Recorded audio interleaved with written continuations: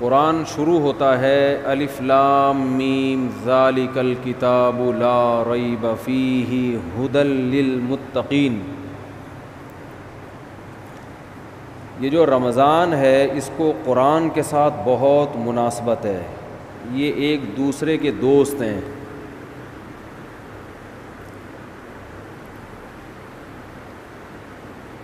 اسلام کے زندہ ہونے کی، اسلام کے برحق ہونے کی علامتوں میں سے ایک بہت بڑی علامت رمضان کا مہینہ ہے. کوئی بھی جھوٹی دعوت، کوئی بھی جھوٹا مذہب 1400 سال گزرنے کے بعد بھی اتنا زندہ اور اتنا ایکٹیو نہیں ہو سکتا جتنا اسلام ہے. پوری دنیا میں ایک ہلچل مچ جاتی ہے، پوری دنیا میں مسجدیں بھر جاتی ہیں، لوگ سحری اور افطاری کے انتظامات شروع کر دیتے ہیں. اور اللہ نے جو کتاب اپنے حبیب صلی اللہ علیہ وسلم پر نازل فرمائی اور یہ بتایا کہ یہ آخری کتاب ہے اور اس کی حفاظت میں خود کروں گا،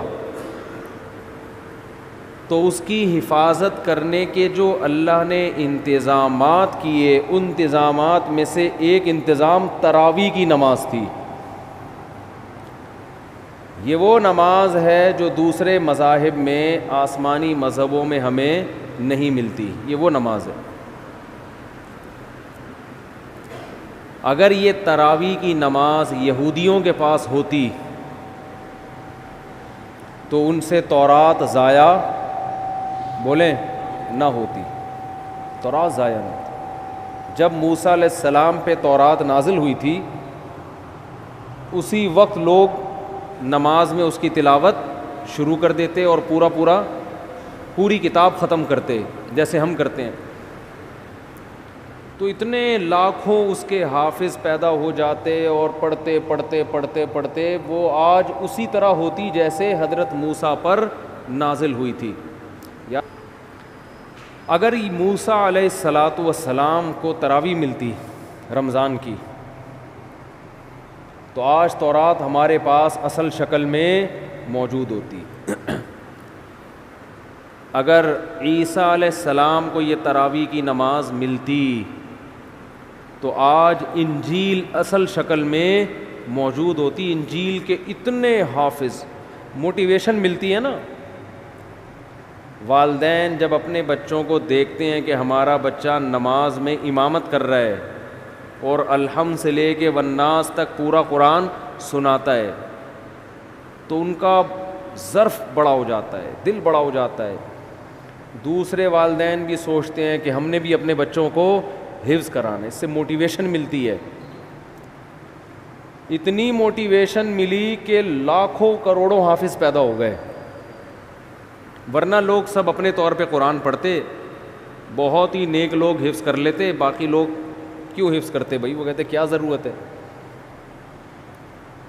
مجھے اپنا بچپن یاد ہے، میں جب حافظوں کو تراویح میں پورا قرآن پڑھتے ہوئے دیکھتا تھا نماز میں، میرا بہت دل چاہتا تھا کہ کاش اللہ مجھے بھی یہ صلاحیت دے کہ میں بھی الحمد سے لے کے والناس تک مصلی پہ کھڑا ہو کر پورا قرآن پڑھوں.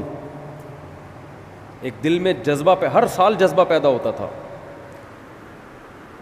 اب بچپن میں تو ہم اسکول کالج میں پڑھے، ہمیں کہاں ٹائم ہی نہیں ملا. لیکن جب ادھر کو آئے نا تو پھر بڑی عمر میں نے حفظ کیا اور بڑی تمنا تھی. پڑھائی کے دوران حفظ کرتے کرتے بالآخر جب پہلی مرتبہ میں نے قرآن سنایا ہے تو پوری رات بیٹھ کے میں یاد کرتا تھا. پوری رات. بہت مشکل تھی نا، کچا تھا، سنایا صحیح تھا. جیسے مجھے یہ موٹیویشن ملی اور بھی مسلمانوں کو یہ موٹیویشن ملتی ہے. تو پچھلی کتابیں جو تھیں چونکہ ان شریعتوں کو اللہ نے ختم کرنا تھا، اللہ کو پتہ تھا کہ یہ ایک خاص وقت کے لوگوں کے لیے، زمانہ چینج ہوگا تو اس حساب سے اللہ کا جو آسمانی مذہب ہے اس کے احکام بھی آہستہ آہستہ چینج ہوں گے زمانے کے لحاظ سے.